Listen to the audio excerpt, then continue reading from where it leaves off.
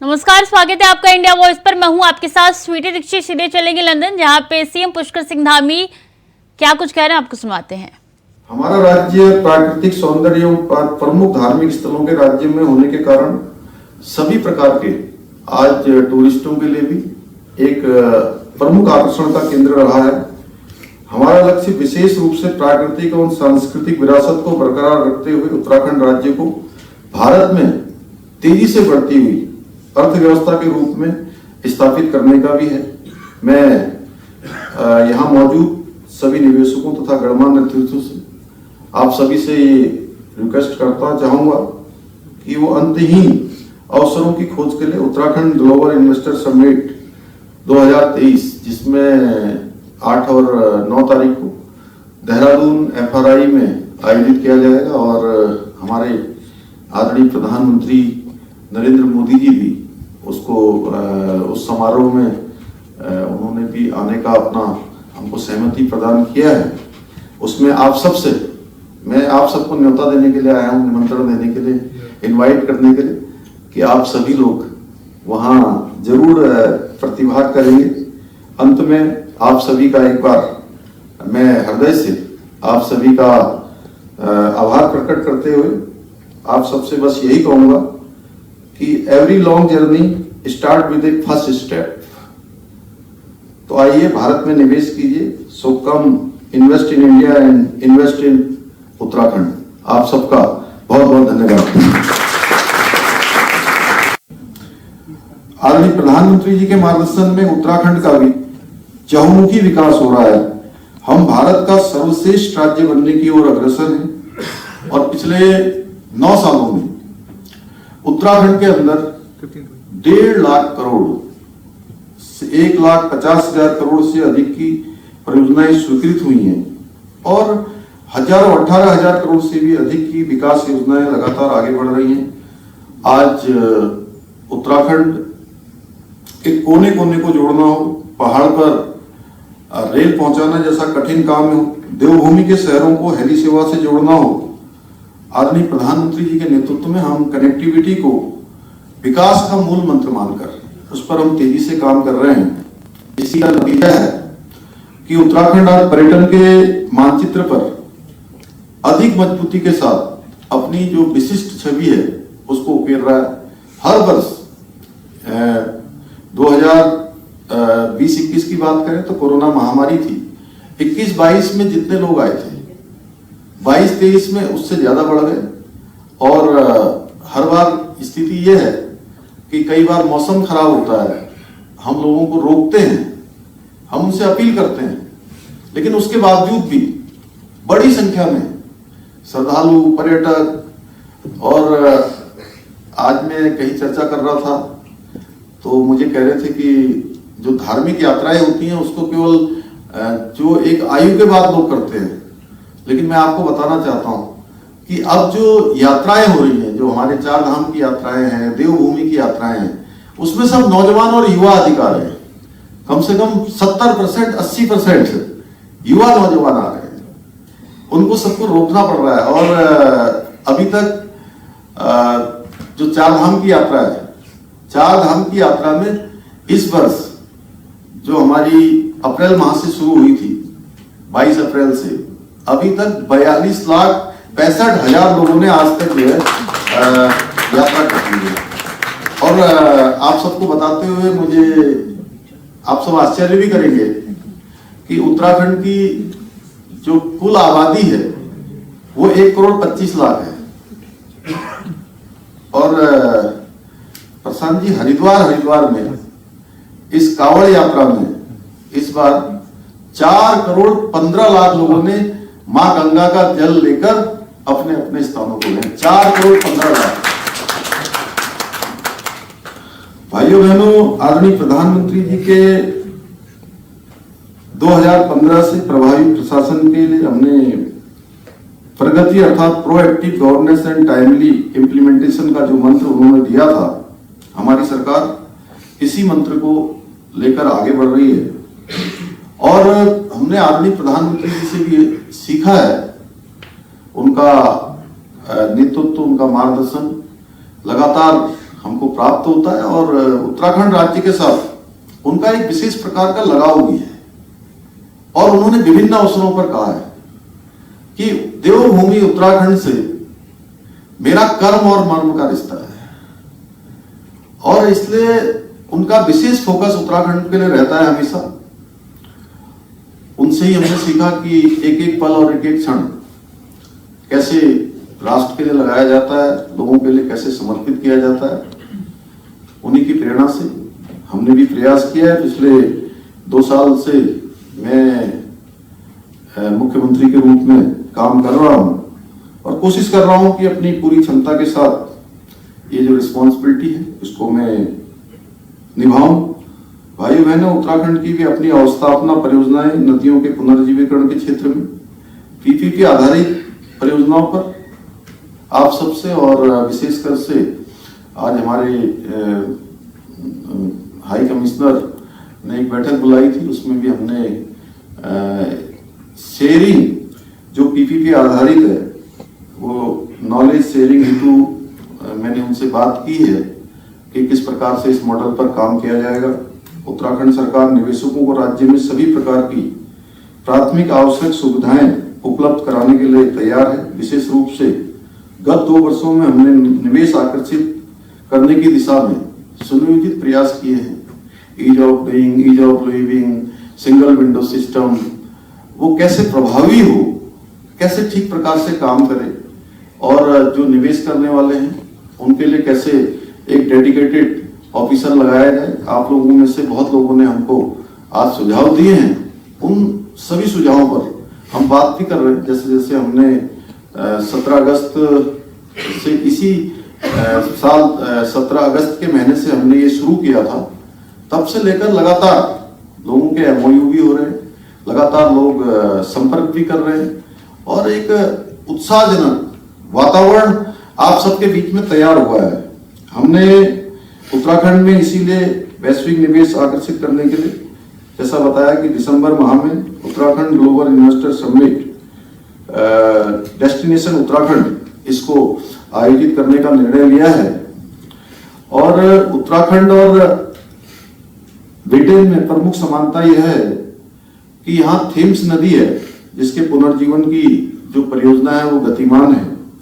उत्तराखंड में भी गंगा और उसकी सहायक नदियां, बहुत सारी नदियां ऐसी हैं जिनका एक समय आने के बाद उनका पानी कम हो जा रहा है या बिल्कुल ही कम हो जा रहा है, तो उनका पुनर्जीवन कैसे हो, इसमें नमामि गंगे परियोजना जो हमारे आदरणीय प्रधानमंत्री मोदी जी ने देश के अंदर चलाई है, इस क्षेत्र में भी हम कहीं ना कहीं ज्ञान का आदान प्रदान व निवेश के अवसर देख सकते हैं। मुझे बताया गया है कि ब्रिटेन में खाद्य प्रसंस्करण उद्योग टर्नओवर की दृष्टि से सर्वाधिक बड़ा विनिर्माण क्षेत्र है जो 100 बिलियन पाउंड से भी अधिक है। इस क्षेत्र में आप हमारी सहायता भी कर सकते हैं। मैं आप सभी को बताना चाहता हूं कि उत्तराखंड राज्य प्रगतिशील औद्योगिक प्रोत्साहन नीतियों के कारण भारत में एक अलग पहचान है। यहाँ पर हमारा जब प्रेजेंटेशन आप लोगों ने देखा होगा तो उसमें सभी बातें यहाँ पर बताई गई हैं। राज्य में जो पावर की दरें हैं भारत के सभी राज्यों की तुलना में सबसे कम है। राज्य में औद्योगिक सद्भाव, उत्कृष्ट कानून व्यवस्था इसे और विशेष बनाते हैं। हमारा प्रदेश हिमालय क्षेत्रों में स्थित होने के कारण कहीं न कहीं पर्वतों से आच्छादित है, वनों से आच्छादित है, जिसका 71% जो भूभाग है वो फॉरेस्ट है। पर्वतों से आच्छादित, वनों से आच्छादित, देवभूमि, देवताओं से आच्छादित, आयुष की भूमि, संस्कृत की भूमि, ऋषि मुनियों की भूमि, और सच मानिए तो अपने आप में ऐसी भूमि जिसमें जन्म लेना तो हमारे बस में होता है। हमारे बस में नहीं होता कि जन्म हम कहाँ लेंगे, क्योंकि वो तो भगवान के द्वारा कहीं भी हमारा जन्म हो सकता है। लेकिन अगर वहां कर्म करने का अवसर मिल जाए तो ये मानिए कि आपके ऊपर भगवान की बहुत बड़ी कृपा है, इसलिए जो है आपको वहां पर कर्म करने का अवसर मिल रहा है। ऐसी भूमि देवभूमि उत्तराखंड है। राज्य में ऑर्गेनिक कृषि के लिए भी अनुकूल माहौल है। विविध कृषि जलवायु से संबद्ध क्षेत्र भी हैं।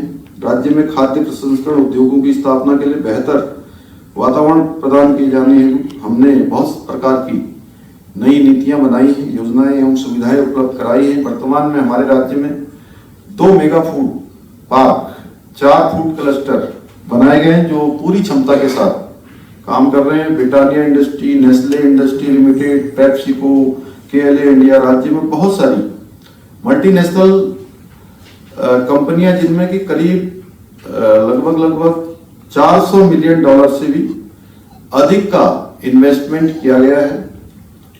उत्तराखंड की भौगोलिक परिस्थितियां एवं जलवायु विभिन्न प्रजातियों के औषधीय एवं सगंध पादपों के उत्पादन हेतु अनुकूल है, जिस कारण यह उत्पादकों एवं प्रसंस्करणकर्ताओं के लिए एक आकर्षण एवं निवेश का प्रमुख क्षेत्र है। हमारा प्रदेश प्रौद्योगिकी एवं नवाचार के क्षेत्र में भी अपनी एक विशिष्ट पहचान बनाने में सफल रहा है। तो सीएम पुष्कर सिंह धामी को आप लंदन से सीधे सुन रहे थे। उन्होंने कहा है कि पीएम मोदी के नेतृत्व में चौतरफा विकास हुआ है उत्तराखंड में और ये विकास लगातार यूं ही होता रहेगा। लेकिन वक्त तो चला छोटे से ब्रेक का, जल्द लौट रहे हैं। ब्रेक के बाद एक बार फिर से स्वागत है आपका। खबरों में आगे बढ़ेंगे। महत्वपूर्ण जानकारी आ रही है। एशियन गेम्स में भारत को मिला है 5वां गोल्ड। शूटिंग में भारत ने अपने नाम किया है 5वां गोल्ड। इससे पहले भारत 4 गोल्ड लेके आ चुका है। अब 5वें गोल्ड पे भारत ने अपना नाम लिख दिया है। शूटिंग में भारत को मिला है 5वां गोल्ड। तो इस वक्त की महत्वपूर्ण जानकारी और गौरवान्वित करने वाला ये पल आप तक पहुंचा रहे हैं कि भारत को 5वां गोल्ड मिल चुका है और लगातार भारत के जो खिलाड़ी हैं वो मेहनत कर रहे हैं और अपनी लगन से एक के बाद एक मुकाम हासिल कर रहे हैं। इसी संदर्भ में देखिए भारत ने अब 5वां गोल्ड भी हासिल कर लिया है। तो भारत को 5वां गोल्ड मिल चुका है और ये वो गोल्ड है जो कि भारत को मिला है। चेहरे पे खिलाड़ियों के खुशी नजर आ रही है। ये गोल्ड पाने की खुशी है और किस तरीके से ये गोल्ड मिला है। बता दें कि 50 मीटर राइफल 3 पोजीशन इवेंट में भारत की सिफ्ट सामरा ने स्वर्ण और आशी चौकसी ने कांस्य पदक जीता है। तो भारत को गोल्ड जो है वो सामरा ने दिलाया है। सिफ्ट सामरा ने ये गोल्ड दिलाया है 50 मीटर राइफल 3 पोजीशन इवेंट में। भारत के नाम ये 5वां गोल्ड हो चुका है और ये बता दें इसके साथ साथ स्वर्ण जीता है स्विफ्ट सामरा ने और आशी चौकसे ने कांस्य पदक जीता है, जिसकी तस्वीरें अब तक पहुंचा रही हैं।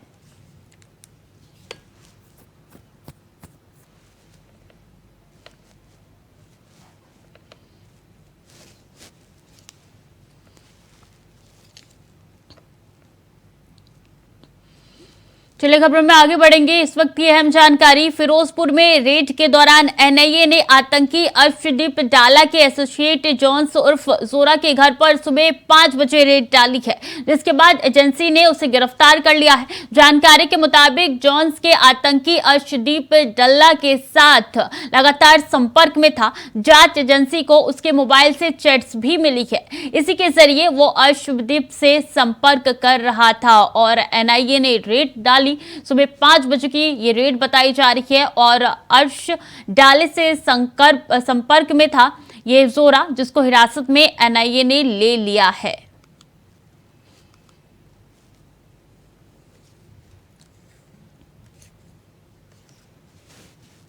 तो अर्श डाले के संबंध थे जोरा के साथ और ऐसे में संपर्क में भी लगातार था, ये कहा जा रहा है एनआईए की तरफ से। और हिरासत में ले लिया गया है जॉन्स उर्फ जोरा, जो कि एनआईए उसको गिरफ्तार करके ले जा रही है, जिसकी तस्वीरें आप तक पहुंचा रही हैं। बता दें कि कई ऐसे ठिकाने हैं जहां पे एनआईए की रेड लगातार जारी है और एनआईए एक के बाद एक बड़ा कदम उठाई जा रही है।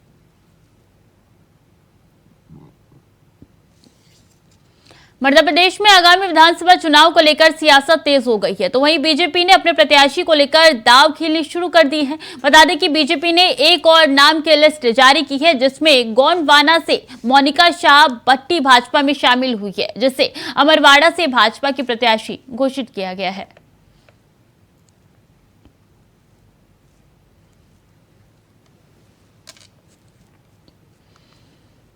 जोधपुर के आसपास के इलाकों में अवैध बिल्डिंग का निर्माण काफी जोर शोर से चल रहा है। मामला एम्स हॉस्पिटल के सामने स्थित बासनी औद्योगिक क्षेत्र की गली नंबर 11 का है, जहां नवनिर्मित बिल्डिंग में जेसीबी से नींव खोदते समय एक कपड़े की फैक्ट्री की बिल्डिंग धराशायी हो गई, जिससे फैक्ट्री को लाखों का नुकसान हो गया।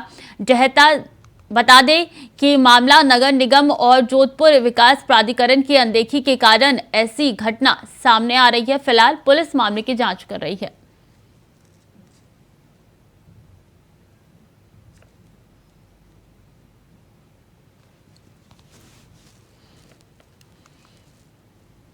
और गुमला जिले के 25 आदिवासी छात्राओं को एक्सपोजर विजिट के लिए इसरो के लिए रवाना किया गया।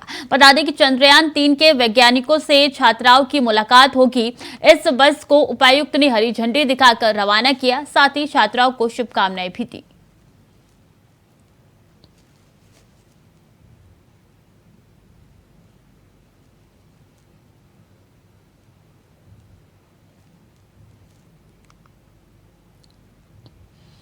और संभल में NH 509 पर भीषण सड़क हादसा हो गया, जहां 2 लोगों की मौके पर ही मौत हो गई और एक गंभीर रूप से घायल हो गया। बता दें कि तेज रफ्तार डंपर ने बाइक को रौंद दिया, तो वहीं बाइक पर सवार 2 लोगों की मौके पर मौत हो गई और एक घायल हो गया। हालांकि घायल व्यक्ति को प्राथमिक इलाज के लिए हायर सेंटर रेफर कर दिया गया है। बता दें कि दुर्घटना के बाद डंपर चालक डंपर को छोड़कर फरार हो गया, जिसकी तलाश में पुलिस जुटी हुई है।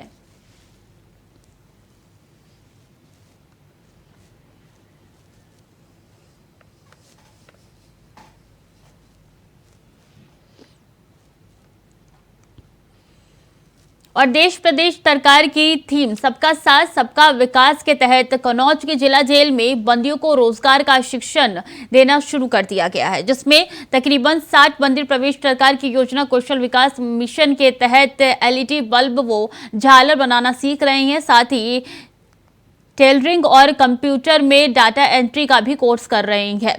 बता दें कि DM कन्नौज शुभ्रांत कुमार शुक्ला ने बंदियों के जीवन में बदलाव लाने के लिए 3 महीने का ये विशेष कोर्स शुरू किया है। तो वहीं DM का कहना है कि हमारी कोशिश है कि जब ये बंदी जेल से बाहर जाए तो ऐसा रोजगार परक हुनर लेकर जाए। साथ ही बताया है कि जल्द ही जेल के अंदर कई और रोजगार परक कोर्स का प्रशिक्षण दिलाया जाएगा।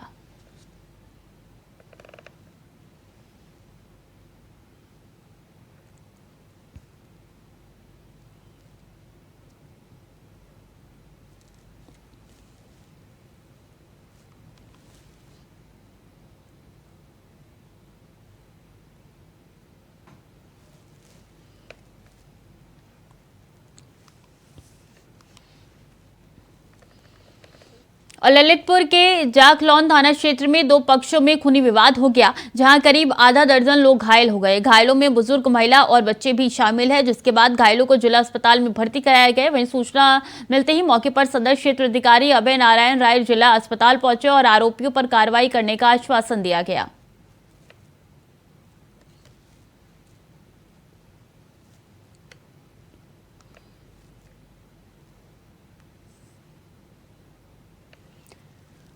तो वहीं रायबरेली में डेंगू के मरीज लगातार बढ़ रहे हैं। बता दें कि बीते 24 घंटे में डेंगू के 4 नए केस मिले हैं। वहीं अब तक डेंगू के 34 केस पॉजिटिव आ चुके हैं, जिससे जिला अस्पतालों में मरीजों की संख्या लगातार बढ़ रही है। बताया जा रहा है कि वायरल फीवर के मरीज लगातार बढ़ रहे हैं।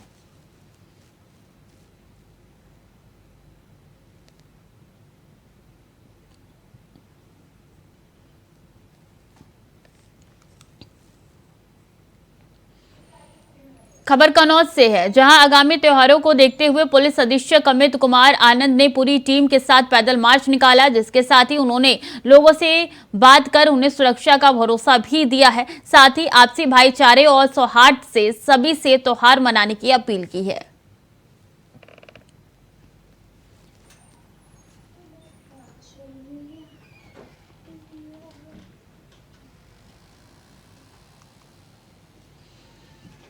तो फिलहाल के लिए बुलेटिन में इतना ही। खबरें लगातार जारी है, देखते रहिए इंडिया वॉइस।